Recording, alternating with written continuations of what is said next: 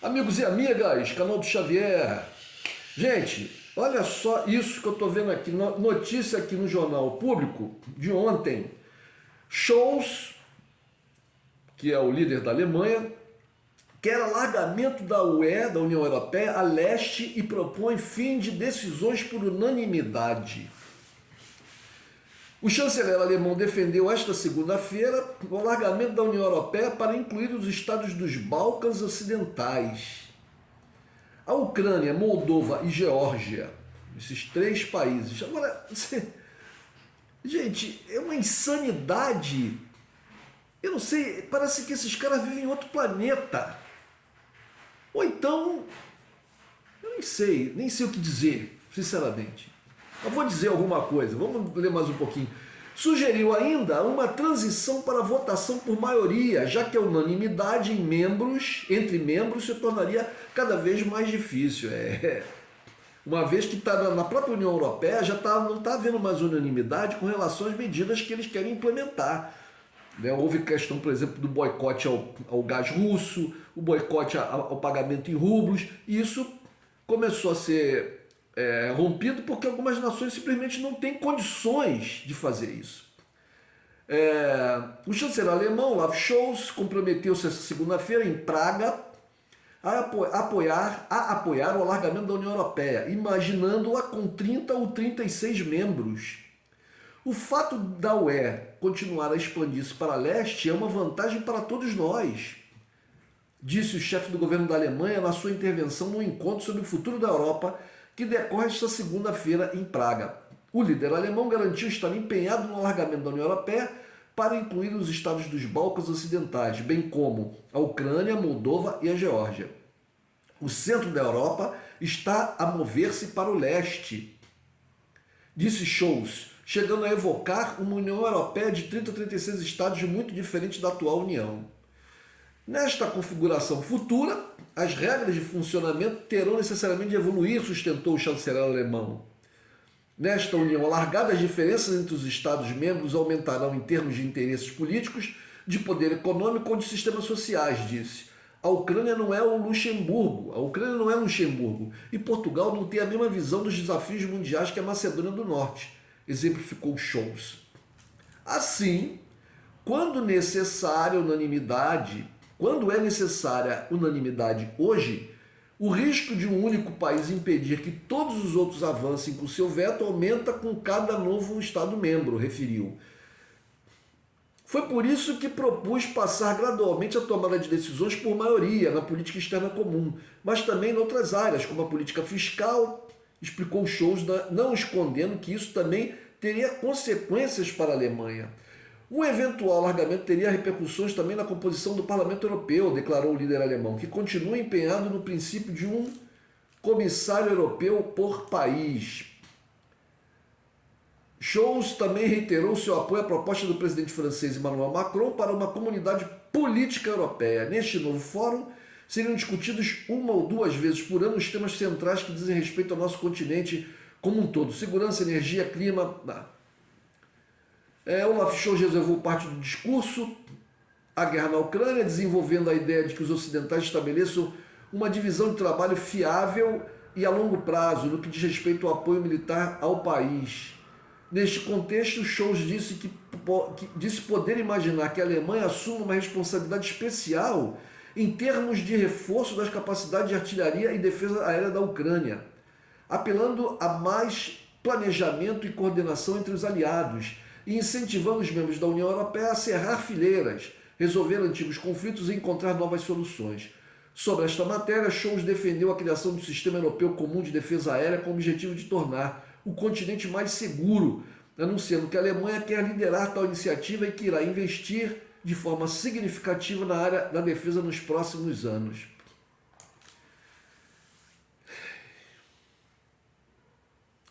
Um sistema de defesa aérea desenvolvido conjuntamente na Europa seria mais eficiente e rentável do que se cada um de nós construísse os seus próprios sistemas, argumentou o chanceler alemão, acrescentando que há muito a fazer em termos de defesa contra ameaças aéreas e espaciais, e avançou: a Alemanha irá desenvolver desde o princípio esta futura defesa aérea, de modo a que os nossos vizinhos europeus possam participar se assim o desejarem.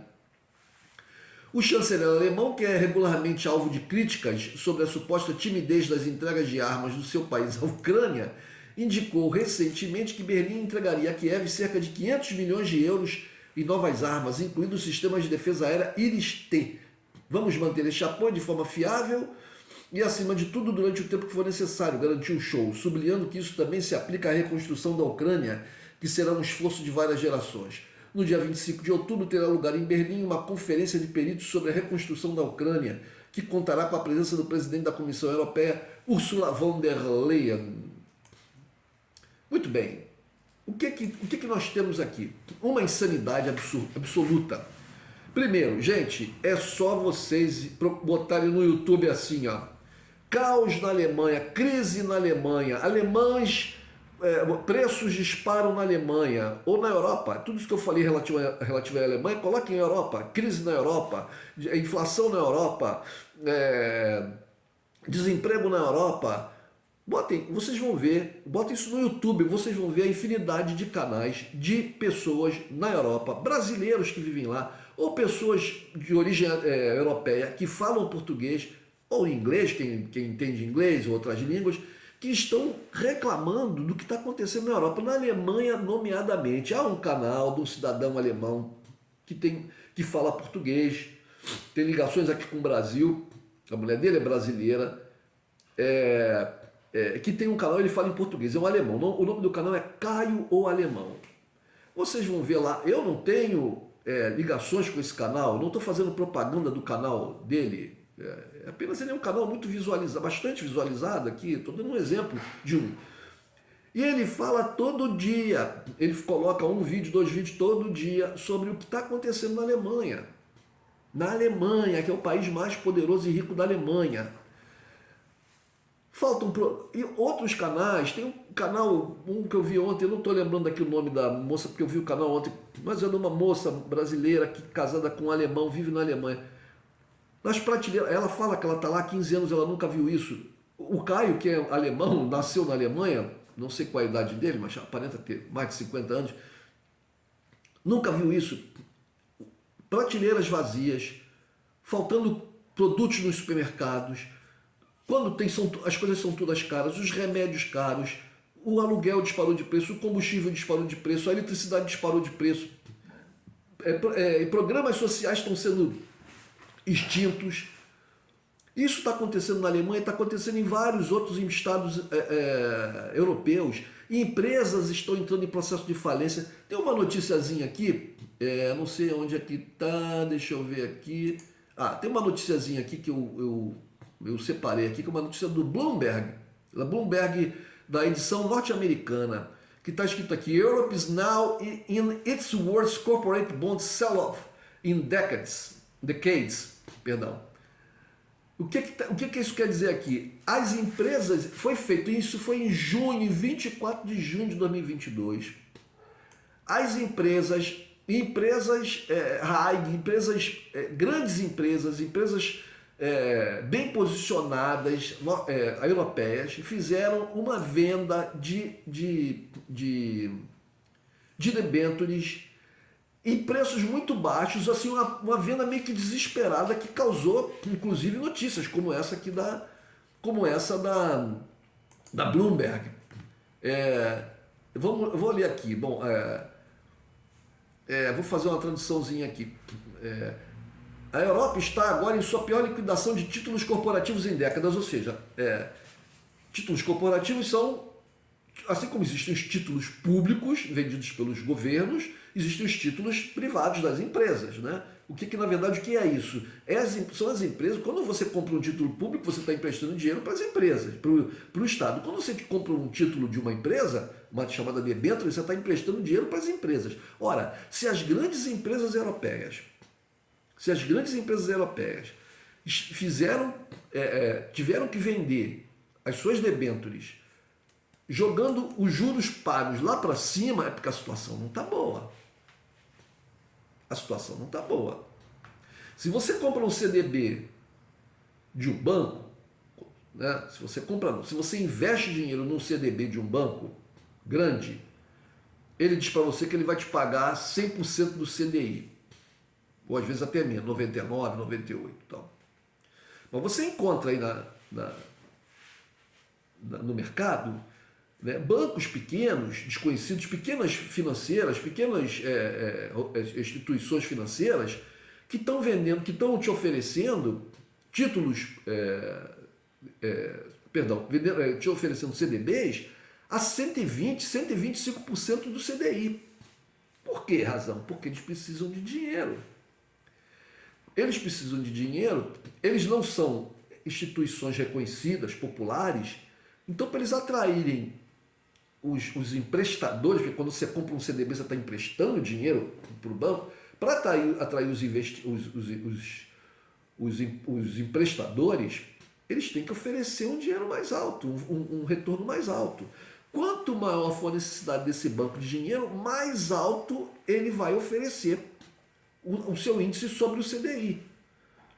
Então, se isso aconteceu em 24 de junho, com relação a essas empresas lá na Alemanha, né, gente? Nós estamos em agosto, 2 meses atrás. Eu estou apenas mostrando para vocês um sinal, existem dezenas de sinais de como a economia europeia está toda ainda indo por ralo. E aí, o que acontece? Os caras, os líderes da Alemanha, da Europa, o líder alemão, que é o principal país da Europa, o que ele fala? Ele fala em alargar a Europa. Ele fala em incluir a Ucrânia, que está numa guerra. A Ucrânia está destruída. Tem uma outra noticiazinha aqui do jornal, do UOL, que diz o seguinte, essa é do UOL? Não, é do Sol, que é um portal português, tá? Que diz o seguinte, que a Ucrânia, é de 22 de agosto essa notícia, que a Ucrânia já perdeu 113 bilhões com a guerra. 113 bilhões com a guerra. Olha, sinceramente, eu acho até que esse número é até pequeno. O que diz a notícia aqui? Reconstrução passa por mais conforto. Não, perdão, estou lendo a coisa errada. Aqui está escrito, aqui está a notícia. A Ucrânia já perdeu 113 bilhões e 500 milhões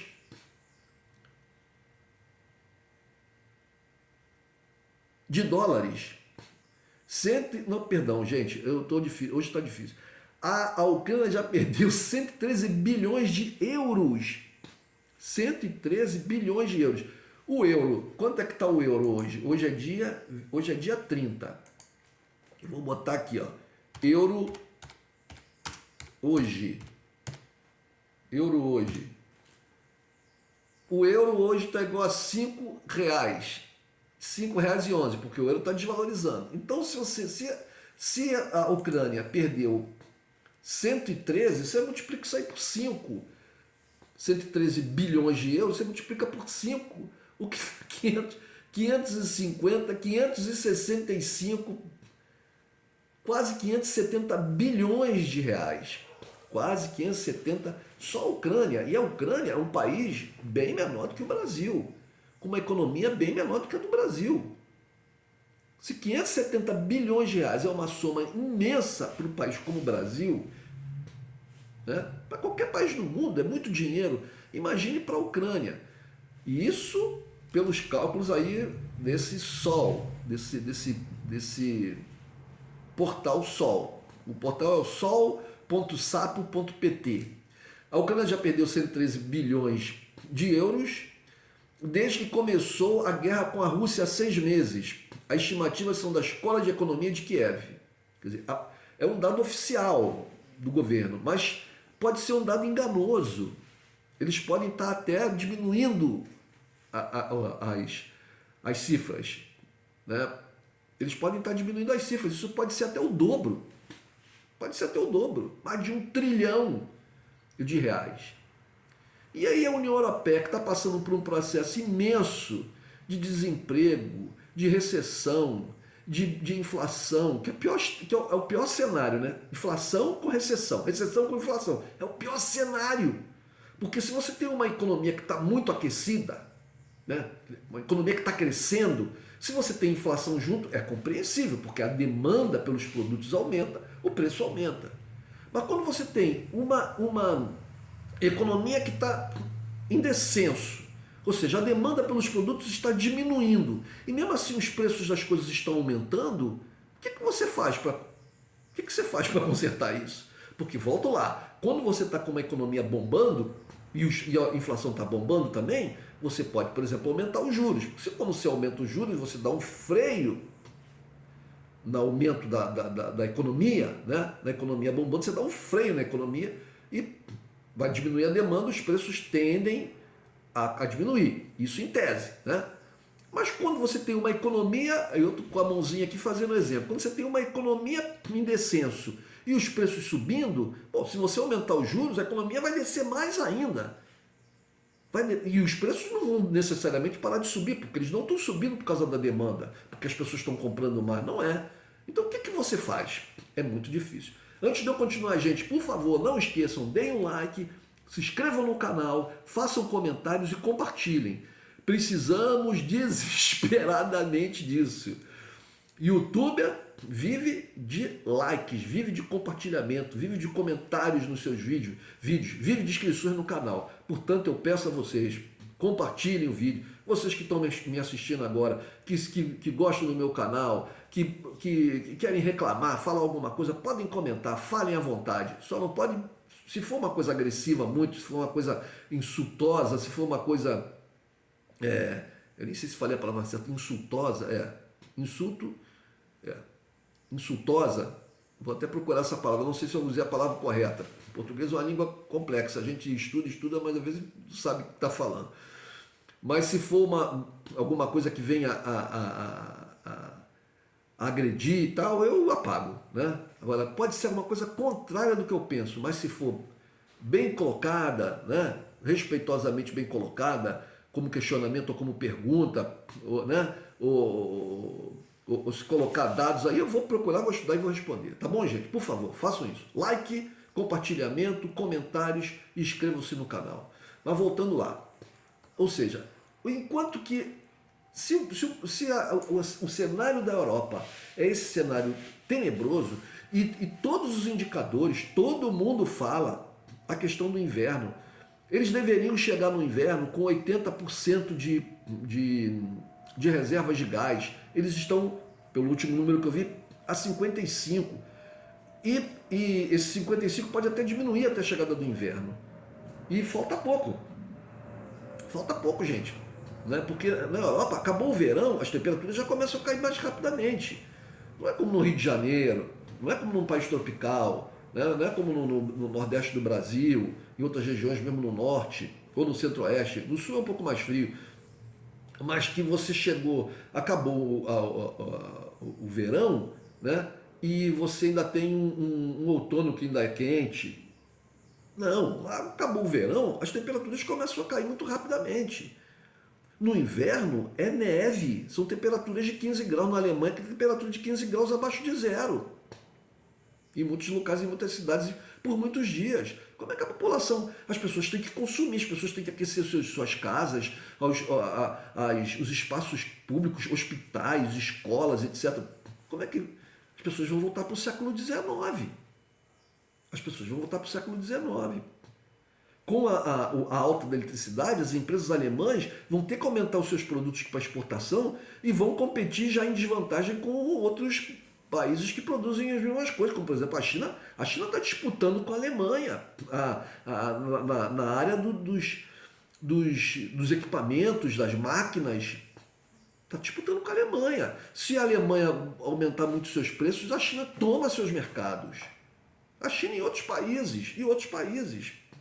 E aí países europeus outros, como Portugal, por exemplo, né, que dependem do fluxo de capitais da Alemanha, de investimento, de turistas, os turistas do norte que vão lá para Portugal, que vão para a Espanha, os turistas do norte da Europa. Né? Eu não sei, parece que é uma coisa orquestrada para destruir a Europa. São alemães querendo destruir a Europa. Todo dia, o Caio Alemão fala, tem os alemães que estão fugindo da Europa, estão saindo da Europa, estão saindo da Alemanha, estão indo para o Paraguai. Essa moça brasileira que eu vi, descobri o canal dela ontem, casada lá com um alemão, uma dona de casa, uma moça, uma mulher negra brasileira que mora com um alemão lá, que tem 2 filhos, pensando, ela falando assim, muita gente está querendo sair. Ela disse que não está ainda pensando em sair porque a vida lá ainda é boa, né? Mas ela vê que as coisas estão ficando estranhas. Chega no supermercado e não tem os produtos. Quando tem, estão muito caros. O preço de tudo aumentou muito. A gasolina para encher o tanque do carro, a eletricidade, né? O gás, até o gás de cozinha, tudo aumentou. E está no processo de aumento. E uma coisa que eu vi ela falando ontem, que o governo trata melhor. Olhem só, o governo trata melhor os refugiados ucranianos do que o próprio povo. Então isso já está começando a criar dentro da Alemanha e certamente cria em outros países, só que não está sendo divulgado. Está criando já nesses países um problema com relação aos ucranianos que foram recebidos em primeiro momento de braços abertos. Eu imagino como é que deve ser a vida de um ucraniano na Europa, na Polônia. Polônia que recebeu milhões de ucranianos. Será que os ucranianos ainda estão de braços abertos com relação os poloneses ainda estão de braços abertos com relação aos ucranianos? E a guerra não tem, porque essas pessoas não têm muito para voltar, como voltar, porque a vida não tem emprego. Se todos os ucranianos que foram para o exterior voltassem para a Ucrânia, essas pessoas iam morrer de fome. Essas pessoas iam morrer de fome, porque a economia está destruída. Não tem como receber essas pessoas todas. Em Portugal houve vários problemas. Ucranianos que desistiram de Portugal, foram embora, foram para outros lugares. Porque Portugal não tem condições também de receber um contingente muito grande e de pessoas com alta qualificação. Mas vão trabalhar onde exatamente? A economia de Portugal não sustenta isso tudo. Então as pessoas estão indo para outros lugares onde pensam que pode ganhar mais. Mas acontece que tem uma crise em todos os países da Europa. A Inglaterra, que não pertence mais à União Europeia, mas a Inglaterra, tem um canal muito famoso aqui no Brasil, que é o Vida Infinda, do Eliezer, né, de viagens. Ele é casado com uma moça inglesa, que acho que é Eida o nome dela, se não me engano. Né? Eu vi um vídeo dela, do canal dela, em que ela fala que eles estavam saindo, que resolveram viajar, sair da Inglaterra já há alguns meses e foram lá para os Estados Unidos. Acho que já não estão nem mais nos Estados Unidos atualmente. Mas por quê? A coisa de um mês atrás, um ano, sei lá, o Eliezer foi lá se encontrar com ela e entrou na Inglaterra, logo depois que estava no final da pandemia, se encontrou com ela e eles estavam construindo, estavam num processo na casa, no terreno da mãe dessa menina, construindo com um projeto de construção de uma casa. E aí no vídeo ela fala que o material de construção específico lá que elas tinham que utilizar, que era um tipo de madeira, se constrói muitas casas de madeira, tinha aumentado 600%. E aí eles não tinham mais dinheiro para fazer aquela construção daquela casa que eles estavam planejando. Ela, essa moça Eida, com o companheiro dela, o brasileiro, o Eliezer, e com a mãe dela e mais o companheiro da mãe, lá os familiares dela. Eles desistiram. E aí mudaram de planos. Como são pessoas que têm alguma condição, né? Eles resolveram, a mãe foi viajar com o companheiro para a Europa, com um trailer lá, e foi viajar para a Europa, lá para, sei lá, para onde. E ela foi para os Estados Unidos. Ela e o Eliezer se sustentam, tem ganha-pão deles pelo canal do YouTube, pelo trabalho no YouTube. Né? Mas se não fosse isso, eles teriam que continuar lá e trabalhar lá com empregos. Que tipo de emprego? Essa menina ainda fazia trabalhos lá de empregada doméstica, ela ia na casa das pessoas, limpar casas de pessoas. Inglesa, ela é inglesa. Não é uma brasileira, não é uma imigrante, ela é uma inglesa. Ou seja, as pessoas... a situação está difícil para os pobres em todos os lugares da Europa. E aí o chanceler da Alemanha fica falando em expandir e aumentar a defesa. O que eles tinham que fazer era parar com essa paranoia com os russos, acabar com as sanções, contrariar os interesses norte-americanos. O Nord Stream 2 está lá, o gasoduto está pronto, era só ligar o gasoduto. Eles iam ter uma enxurrada de gás entrando na Alemanha, com preço baixo. Façam as pazes com a Rússia, parem de enviar dinheiro e armas para a Ucrânia, que já diminuiu muito, porque eles não têm condições, é muita retórica furada. Quem está mandando arma mesmo são os americanos.